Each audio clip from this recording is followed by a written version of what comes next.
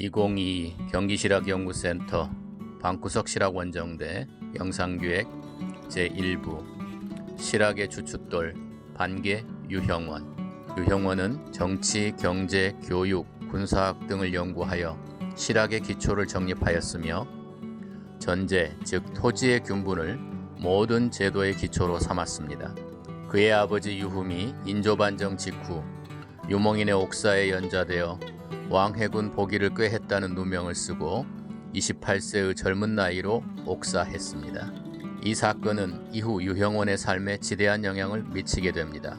유형원의 연보를 지은 안정복은 당쟁이 횡행할 때에 태어나서 세상을 등지고 스스로 저술하기를 즐기셨다고 하여 유형원이 실학자로서의 길을 걷게 된 데는 당쟁으로 인한 아버지의 비명 행사가 큰 원인이 되었음을 증언하고 있습니다.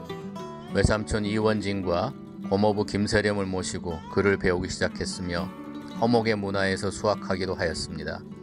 병자호란 이듬해 지금의 양평 땅인 지평 화곡리로 이사한 이후 백경 사잠을 저술하였습니다.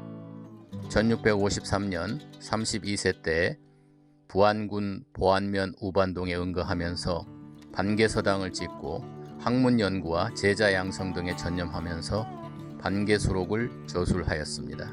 유형원은 과거 제도를 비판하고 당시 관학교육기관인 성균관 사부학당 향교, 사립교육기관군인 서원과 서당을 공교육체계에 편입시켜 신분에 상관없이 능력에 따라 교육받을 기회를 균등하게 제공하여 국가의 인재를 양성해야 한다는 공거제를 주장하게 됩니다.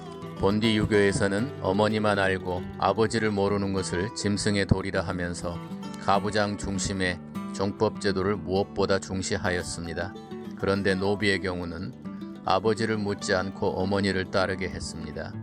하지만 노비도 인간인데 아버지를 따지지 못하게 하는 것은 짐승의 도리가 아니냐며 노비 종목법을 옹호하는 당대 양반층을 비난하였습니다.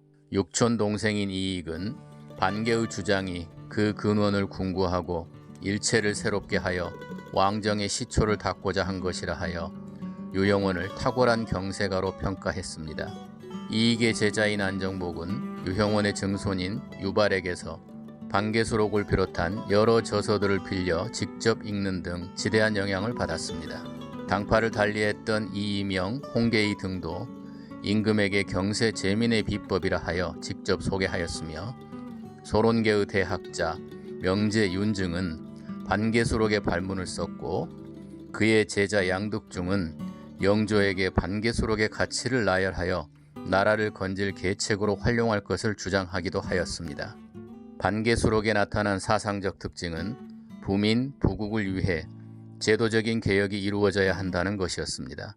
이를 위해 경자유전의 원칙과 균전제 사상, 병농일체 군사제도, 즉 부병제의 실시, 과거제 폐지와 공거제 실시, 신분제 및 직업세습제의 개혁, 학제와 관료제의 개선 등 다방면에 걸쳐 구군을 건 실천을 통해 천덕과 왕도가 일치되어 이상국가가 실현될 수 있다고 주장했습니다. 실제로 실행되지는 못했지만 개혁 의지와 사상은 당시 제야 지식인들의 이상론이 되었다는 점에서 큰 의의를 지닌다고 할 수 있습니다. 그래서 군역을 담당할 사람들이 부족해지죠. 그런 경우에는 또 종무법으로 회기를 합니다. 그래서 이제 어머니가 이 노비냐, 노비면 자식들도 노비로 이 신분이 이 세습이